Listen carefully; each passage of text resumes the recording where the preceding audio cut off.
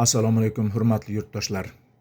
O'zimizda 35 yillik mana shifokorlik, tabiblik, olimlik faoliyatimiz mobaynida kelayotgan bemorlarimiz bilan muloqot qilib ko'rib, ularni davolab ko'rib, tanishib ko'rib, surishtirib ko'rib, kasalliklarning sabablarini shu narsaga xulosaga keldimki, bizlarda kelayotgan bemorlarimizda aksariyati 90% ga yaqin kasalliklarni faqat hali oldini olish profilaktik tadbirlarni yaxshi qo'llaganda shu kasalliklar kelmas edi, ya'ni yuzaga kelmas edi, shu kasallik bilan og'rimasdi deb xulosaga kelib qoldim.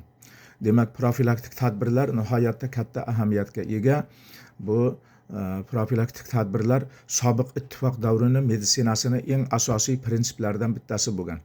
Buni 20-yillarda birinchi o'sha sog'liqni saqlash narkomi bo'lgan Semashko, professor Semashko tomonidan ishlab chiqarilgan asosiy prinsiplardan bittasi hisoblanadi. Bu prinsipda birinchisi meditsinani bepulligi, ikkinchisi meditsinani hammabopligi, uchinchisi esa profilaktik yo'nalishga ega ekanligi mana shu sobiq ittifoq meditsinasini asosiy tamoyillaridan bir tamoyillari hisoblangan. Endi ana shu uchta asosiy prinsip asosida yuzlab qarorlar qabul qilingan. Sobiq ittifoq davrida zararli odatlardan, masalan, ichkilikbozlikdan, kashandalikdan, yalqovlikdan, semirib ketishdan voz kechish. Hatto o'zim guvoh bo'lganman, har haftada qishlog'imizning klubiga bilim jamiyatidan malakali shifokorlar, olimlar borib turib, sog'lom turmush tarzi, sog'lom ovqatlanishdan ma'ruzalar o'qilardi. Davlat miqyosida, viloyat miqyosida, tuman miqyosida marafonlar, sayohatlar tashkil etilardi. O'sha paytlarda shu bilan birgalikda juda ko'plab mana ishchilar, xizmatchilar sanatoriyalarga, kurortlarga jo'natilardi. Bularning hammasi o'sha profilaktik tadbirlarda asosini tashkil qilgan. Ularga shaxsan o'zim guvoh bo'lganman, samaradorligini ko'rganman. Endi bizlar 21-asr sivilizatsiyasi rivojlangan bir davrga keldikda shu asosiy 3ta prinsiplarni yo'qotdik. Prinsiplarni yo'qotishimiz oqibatida, ya'ni profilaktik tadbirlarga e'tibor bermay qo'yganimiz oqibatida bugungi kunda surunkali kasalliklar juda ko'payib ketdi. Semirish, ya'ni moddalar almashinuvi buzilishi bilan bog'liq kasalliklar ko'payib ketib qoldi. Yurak qon tomir tizimini kasalliklari ko'payib ketib qoldi. Endi davlatimizda bugungi kunda albatta sog'liqni saqlash tizimi bularga e'tibor berib turib, katta bir e'tibor bilan xalqimiz salomatligini bir jahon andozalari darajasiga chiqaray deb harakat qilyapti.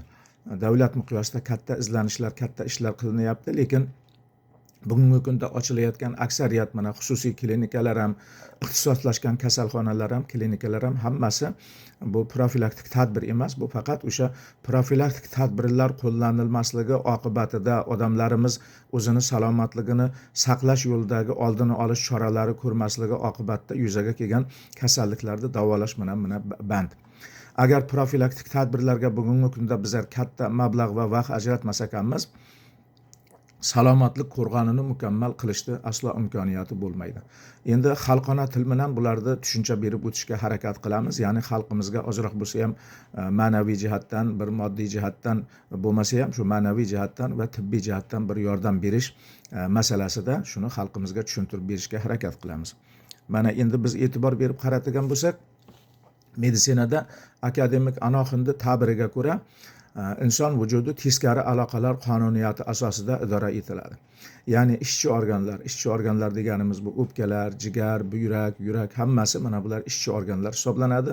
Shulardan bosh miyaga informatsiya boradi. Bizga falon modda kerak, pismadan modda oshib ketdi degan so'rovnoma jo'natiladi. Bosh miya ana shu moddalarni ishlab chiqishi uchun mas'ul bo'lgan a'zo va tizimlarga uni oshirish bo'yicha buyruq beradi. Oqibatda masalan qon yo'qotiladigan bo'lsa, travma shikastlanishlar oqibatida kaliy, kalsiy, natriylar yo'qolib ketgan bo'lsa, o'rni juda tez muddatlarda to'ladi. Buni me'da-ichak tizimiga buyruq boradida o'sha ovqat tarkibidan maksimal shuni so'rib olgin deydi. Yoki yo'qotilgan qon o'rniga, demak qon ishlab chiqaruvchi ko'miklarga ma'lumot boradi, buyruq boradi va ko'mik juda tez miqdorda yo'qotilgan qonni o'rnini to'ldirib beradi. Bu juda ham mukammal bo'lgan bir salomatlik va muvozanat dasturi asosida ishlaydi.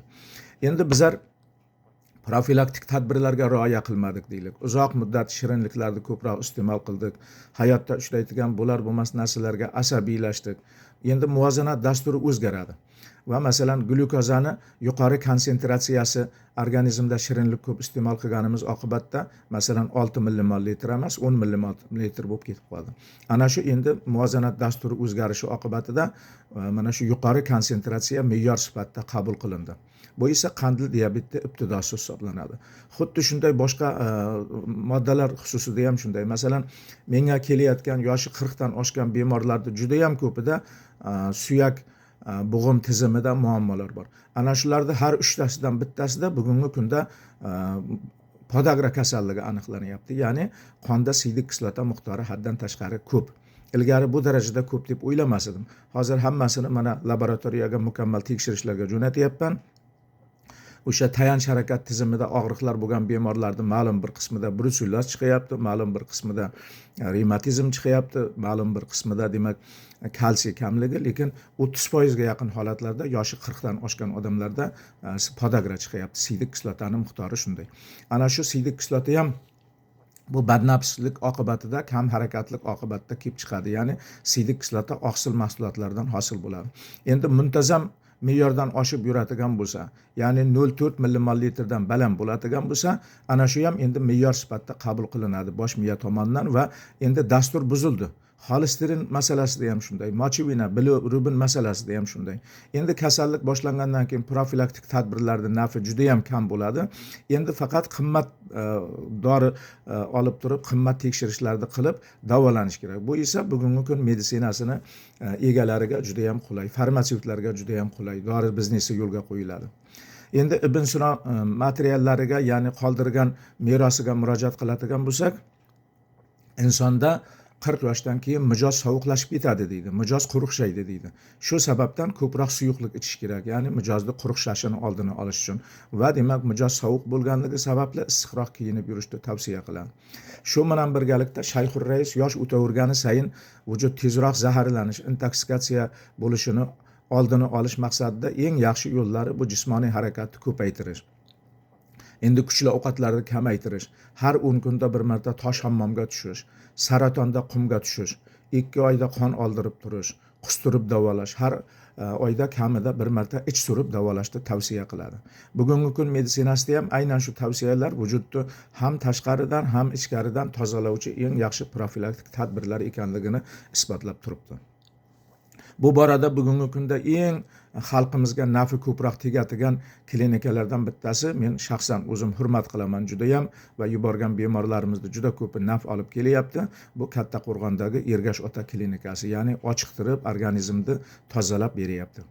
Endi qimmat tekshirishlarga o'tishga, qimmat dorilar olishga, qimmat klinikalarda davolanishga bormasligimiz uchun profilaktik tadbirlarni qo'llash o'zimizning qo'limizda. Har birimizni o'zimizning qo'limizda. Vujuddagi muvozanat dasturini, ya'ni ichimizdagi mana shu vujud va ruhiyat o'rtasidagi muvozanatni buzmaslik uchun kam harakatlik ko'paytirish kerak, ya'ni harakatni ko'proq qilish kerak. Bo'kib yeyishdan voz kechish kerak. Qon oldirmay yuradigan bo'lsak, ich surmay yuradigan bo'lsak, mana shu salomatlik dasturi, ya'ni muvozanat dasturi buzilib ketadi va keksayganimizda umrimizning katta qismini davolanish bilan kasalxonalarda o'tkazishga majbur bo'lamiz. Hurmatli yurtdoshlar, oldini olish chora tadbirlari bu eng yaxshi tadbirlar. Xirurgiyani otasi bo'lgan Nikolay Pirogov aytib o'tganki, eng yaxshi operatsiya bu bajarilmagan operatsiyadir. Ya'ni operatsiya qilmasdan agar shu bemorni davolalsang, haloling bo'lsin degan.